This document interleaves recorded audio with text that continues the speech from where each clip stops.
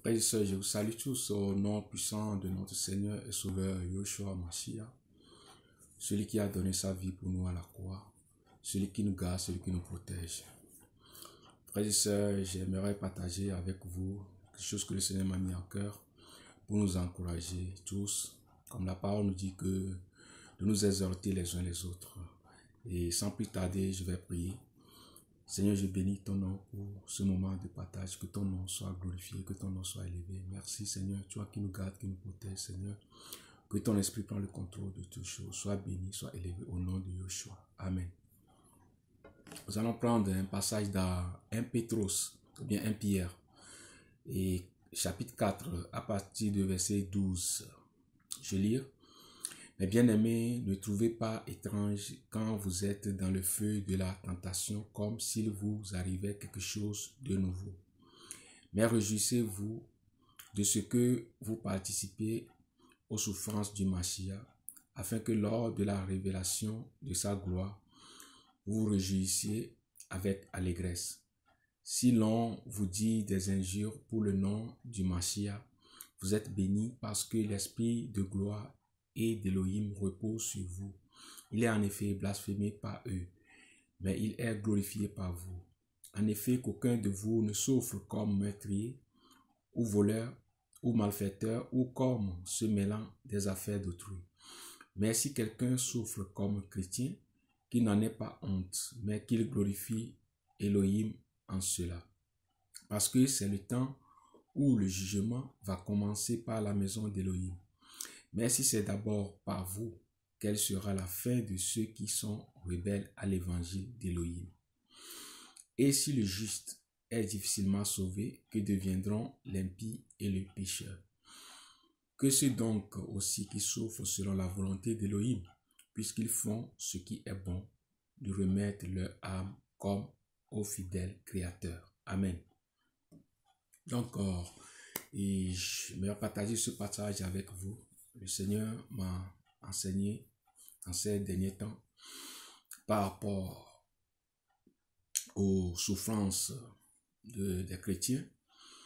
Et parce que le Seigneur lui-même, il a dit dans sa parole que ce qu'on lui a fait, on nous le fera aussi.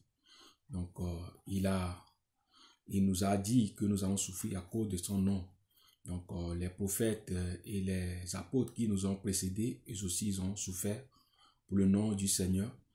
Donc, le Seigneur n'a pas dit que ça allait être facile, contrairement à ceux qui enseignent aux chrétiens que si vous venez en Jésus, vous ne souffrez plus et tout va aller bien. C'est parce que les Écritures nous disent. Donc, et en tant que chrétien, nous devons savoir que nous devons aussi souffrir comme le Seigneur lui-même, il a souffert. Donc, c'est ce qu'il nous a dit, ce que les apôtres aussi ont enseigné dans la parole. Et donc, je vais partager ce passage avec vous. Et Pierre, ou Pétros qui dit ici, et dans 1 Pierre 4, à partir du verset 12, le verset 12, il dit, « Mes bien-aimés, ne trouvez pas étrange quand vous êtes dans le feu de la tentation, comme s'il vous arrivait quelque chose de nouveau. » Donc, il nous dit ici de ne pas trouver étrange si nous sommes dans le feu de la tentation. Le Seigneur a dit quelque part dans la Bible que veillez et priez afin de ne pas tomber dans les tentations, car la chair est faible, mais l'esprit est bien disposé. Donc, nous savons que la souffrance, on en aura toujours. Donc, nous sommes dans le monde où il y a des tentations, il y a des épreuves, il y a beaucoup de problèmes partout. Et donc, en tant que chrétiens, nous sommes dans le monde, mais le Seigneur a dit que nous n'appartenons pas à ce monde. Nous sommes des étrangers sur cette terre. Donc, un étranger, quelqu'un qui vit en tant qu'étranger dans un autre pays, le pays qui n'est pas de son pays d'origine. Donc, ce n'est pas facile, comme vous le savez. Vous tous, ceux qui vivent à l'étranger comme moi, donc vous savez, quand vous vivez dans un pays étranger, ce n'est pas facile. Et donc, c'est la même chose que le Seigneur nous dit. Il dit que nous sommes dans le monde, mais nous n'appartenons pas à ce monde. Nous ne devons pas nous conformer au siècle présent, ou bien à l'ère présente. Nous ne devons pas nous conformer. Donc, les choses, nous sommes dans ce monde, mais nous ne devons pas nous comporter comme le monde. Donc, c'est ça ce que le Seigneur nous a dit. Donc, Pétros dit que, mes bien-aimés, ne trouvez pas étrange quand vous êtes dans le feu de la tentation, comme s'il vous arrivait quelque chose de nouveau. Il nous a dit de ne pas trouver ça étrange. ces problèmes que nous vivons partout dans le monde entier, que les chrétiens vivent dans le monde entier, les problèmes, les souffrances, les persécutions, tout ça là, que ça ne soit pas étrange pour nous. Parce que les prophètes et les apôtres qui nous ont précédés, les chrétiens qui nous ont précédés, eux aussi, ils ont passé par là. Ils ont passé par là, ils ont souffert. Donc, nous devons aussi souffrir en tant que chrétiens. Donc, il continue. Mais réjouissez-vous de ce que vous participez aux souffrances du Mashiach, afin que lors de la révélation de sa gloire, vous vous réjouissez avec allégresse. Donc, il nous dit ici de nous réjouir de ce que nous participons aux souffrances du Mashiach. Cela veut dire que quand nous souffrons, nous participons aux souffrances de Mashiach. Vous savez que quand le Seigneur était sur terre, ce qu'on lui avait fait, donc comment il a souffert, comment les apôtres ont souffert dans la Bible, les prophètes ont souffert dans la Bible. Donc nous aussi, nous devons souffrir. Si nous souffrons, nous ne souffrons pas en vain, mais nous participons aux souffrances du Mashiach, du Seigneur Yahushua. Donc nous participons à sa souffrance. C'est ce que la parole nous dit. Donc nous ne souffrons pas en vain. Il y en a qui souffrent à cause du péché. Tu peux souffrir à cause du péché. Ou bien il y en a qui souffrent pour les choses de ce monde. Mais nous souffrons, quand nous souffrons en tant que chrétiens, nous ne souffrons pas en vain, mais nous participons aux souffrances du Mashiach. Donc nous devons nous réjouir. Comme Paul l'a dit dans Philippiens 4 au verset 4, il a dit réjouissez-vous dans le Seigneur. Donc en tant que chrétiens, nous devons nous réjouir dans tous les problèmes qui nous arrivent, tout ce qui nous arrive du bien ou du mal, nous devons nous réjouir. Ce n'est pas facile en tant qu'être humain, parce que la chair est là. La chair veut toujours répondre, la chair veut toujours réagir. Donc ce n'est pas facile. Pour cela, nous devons prier pour que le Seigneur nous donne la force de tenir ferme. Nous devons que la chair soit crucifiée. Donc nous devons toujours chercher la présence du Seigneur. Donc pour ça, le Seigneur nous a dit de veiller, de prier. Donc la seule arme que nous avons en tant que chrétiens, c'est ça, la prière. La prière qui nous donne la force de résister devant les situations difficiles. Et le Seigneur l'a dit dans Jean, qu'il nous donne sa paix, mais il ne donne pas comme le monde nous donne. Donc la paix du Seigneur produit la joie dans nos cœurs. Tous, même si les problèmes arrivent, s'il y a des maladies et des problèmes partout, nous nous réjouissons, nous avons cette assurance parce que le Seigneur nous a promis qu'il est avec nous. Dans Matthieu 28, il a dit qu'il est avec nous jusqu'à la fin du monde. Donc cette promesse que le Seigneur nous a donnée, c'est une belle promesse. Et nous, en tant que chrétiens, nous devons croire à cette promesse parce que le Seigneur n'a jamais menti. Il est toujours fidèle à sa parole. Donc je continue. Il dit, si l'on vous dit des injures pour le nom du Mashiach, vous êtes bénis parce que l'esprit de gloire et d'Élohim repose sur vous. Il est en effet blasphémé par eux, mais il est glorifié par vous. Donc il dit, si l'on vous dit des injures pour le nom du Mashiach, vous êtes bénis. Pétros dit que si on nous insulte à cause du nom de Yahushua, nous sommes bénis. Quand on nous calomnie, nous sommes bénis. Quand on dit des mensonges sur nous, nous sommes bénis. À cause du nom de Yahushua, nous sommes bénis, bien-aimés. Donc, je ne sais pas ce que vous vivez chez vous. Je ne sais pas, je ne connais pas vos problèmes. Mais en tant que chrétiens, nous souffrons d'une manière ou d'une autre. Bien-aimés, il y a des persécutions, il y a des tentations, des épreuves dans nos vies en tant que chrétiens. Mais est-ce que nous allons baisser les bras? Nous n'allons pas baisser les bras. Donc, même les gens qui nous entourent, même les gens qui se disent qu'ils sont des frères et sœurs chrétiens, ou dans nos familles, ou de nos amis qui nous entourent, quand les problèmes, quand les choses vont bien, et on se réjouit ensemble. Mais quand les choses vont commencer à aller mal pour vous, c'est là que vous allez voir qui sont vos véritables amis, qui sont des véritables chrétiens. C'est là, parce qu'il y a les mêmes personnes peuvent se lever contre vous, peuvent commencer à vous calomnier, à parler mal de vous, peuvent même dire que vous êtes dans le péché, vous faites, c'est pour cela, ces problèmes vous arrivent, tout ça là, ils peuvent dire des choses atroces contre vous. Mais est-ce qu'on va répondre charnellement? Non. La Bible nous dit ici que nous devons nous réjouir. Nous devons, parce que l'esprit de Yahushua repose sur nous. Donc nous devons nous réjouir dans les problèmes, peu importe ce que les gens disent de nous. Vous connaissez l'histoire de Job. Donc ses amis, quand Job était dans les problèmes, donc ses amis se moquaient de lui. Donc vous avez vu la fin. Donc c'est ça. Donc, en tant que chrétien, nous devons vraiment tenir ferme, quels que soient les dits des hommes, parce que les gens ne vont pas toujours, le Seigneur même l'a dit, malheur à vous si tout le monde parle bien de vous. Donc, il y a des gens qui vont toujours être contre vous en tant que chrétien. Vous ne pouvez pas vous attendre que tout le monde sera d'accord avec vous en tant que chrétien. Il y a des gens que le diable même va pousser, qui se disent chrétiens, qui peuvent venir vous dire des choses qui vont vous blesser. Mais en tant que chrétien, qu'est-ce que vous allez faire? Est-ce qu'il faut répondre charnellement? Est-ce qu'il faut leur répondre? Non, nous allons garder le silence. Bien aimé, moi le Seigneur m'a enseigné quelque chose de très important. Bien aimé, et le Seigneur fait ce qu'il veut. Il fait ce qu'il veut. Et il m'a dit que si les problèmes arrivent, de ne pas regarder aux problèmes, plutôt se concentrer sur lui. Parce que les problèmes, on en aura jusqu'à la fin de notre vie. Les problèmes, on en aura toujours. Mais si nous nous concentrons sur les problèmes, nous allons tomber. Il ne faut pas concentrer sur les problèmes. Un jour, j'ai un ami qui a un problème. Moi, je lui ai dit, si tu as des problèmes, il ne faut pas donner 100% à un problème. Ou bien 99% au problème. Le problème, quand le problème arrive, tu lui donnes 1%. Parce que tu dois être conscient que tu as un problème. En tant qu'être humain, quand un problème arrive, on doit être conscient qu'on a un problème. Maintenant, est-ce qu'on doit se focaliser sur le problème? Non, on va aller maintenant chercher le Seigneur. On va fléchir les genoux devant le Seigneur. Les 99%, il faut donner ça au Seigneur. 1% au problème et 99% au Seigneur. Mais malheureusement, il y a beaucoup qui vont donner 99% au problème. Ils vont se concentrer sur le problème. Et maintenant, pour prier, ça va devenir un problème. Bien aimé, le problème est là. Mais les problèmes, le Seigneur a dit ce qu'on lui a fait. Il a dit qu'en tant que chrétien, nous allons souffrir. Quand les problèmes arrivent, il ne faut pas se focaliser sur le problème. Il faut se focaliser sur le Seigneur qui est la solution. C'est lui qui a la solution à tes problèmes, mes frères et sœurs. Donc, c'est vous, c'est le Seigneur qui a la solution. Ce n'est pas nous.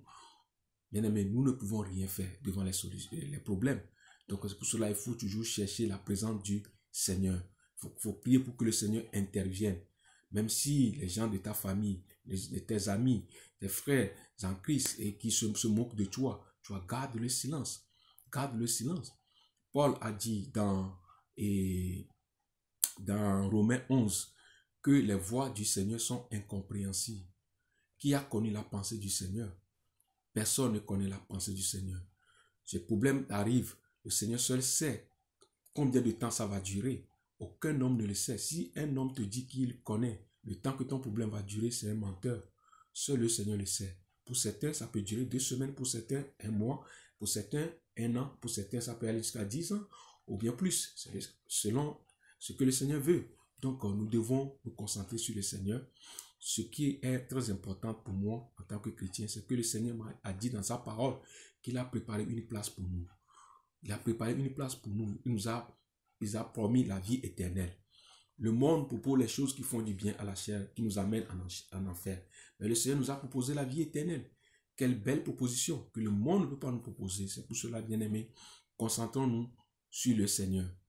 Je continue la lecture. Il dit ici que, au verset 15, en effet, qu'aucun de vous ne souffre comme meurtrier ou voleur ou malfaiteur ou comme se mêlant des affaires d'autrui. Donc, il dit, en effet, qu'aucun de vous ne souffre comme meurtrier ou voleur ou malfaiteur ou comme se mêlant des affaires d'autrui. Donc, quand nous souffrons, ce n'est pas parce que nous avons péché. Il y a des gens qui souffrent parce qu'ils ont péché, oui, il y en a ça. Mais, véritable enfant de Dieu, quand tu souffres, bien aimé, ce n'est pas parce que tu as fait quelque chose du mal, non. Le Seigneur qui permet toutes ces choses-là dans nos vies, bien aimé. Donc, le Seigneur permet toutes ces choses dans nos vies pour que nous puissions aussi être des témoins pour le Seigneur, bien aimé. Donc, tu ne peux pas aider quelqu'un ou bien encourager quelqu'un qui est dans un problème que toi, tu n'as pas expérimenté, que toi, tu n'as pas passé par là. Donc, le Seigneur permet des choses dans nos vies pour que nous puissions aussi encourager les autres. Il est facile de parler des problèmes des gens, de dire que telle personne a tel problème, de parler de ça. Mais si toi-même, tu n'as pas passé par là, devant la personne, comment tu vas l'encourager? Le Seigneur permet tout ça là, tu passes par là. Un jour, tu vas rencontrer quelqu'un qui est aussi dans le même problème. C'est là même que tu peux l'encourager. Tu peux lui dire que, oh, mon frère, ma soeur, moi aussi, j'ai passé par là. Le Seigneur s'est glorifié.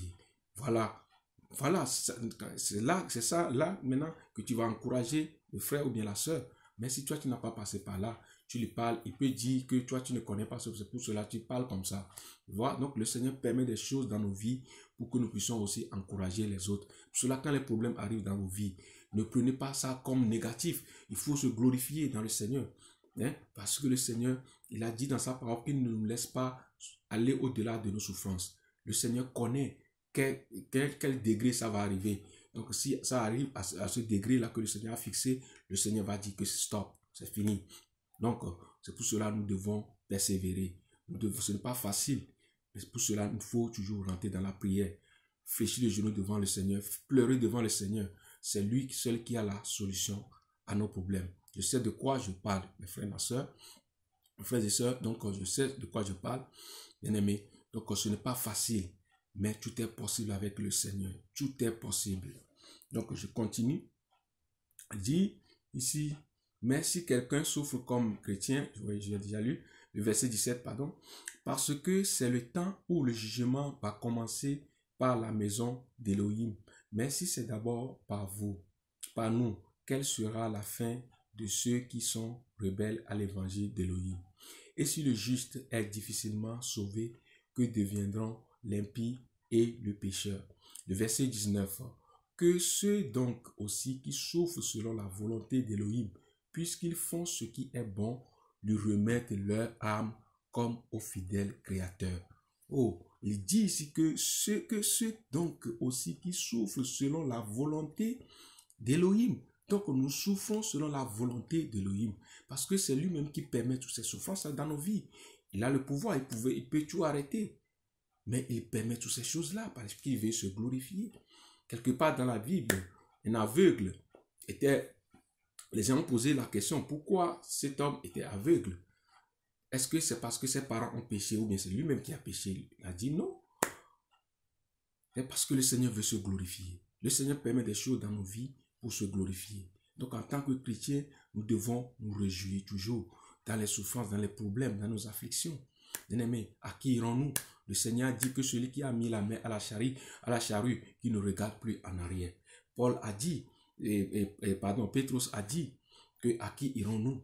Bien-aimés, à qui irons-nous? Nous n'avons pas le choix. Nous ne devons que continuer.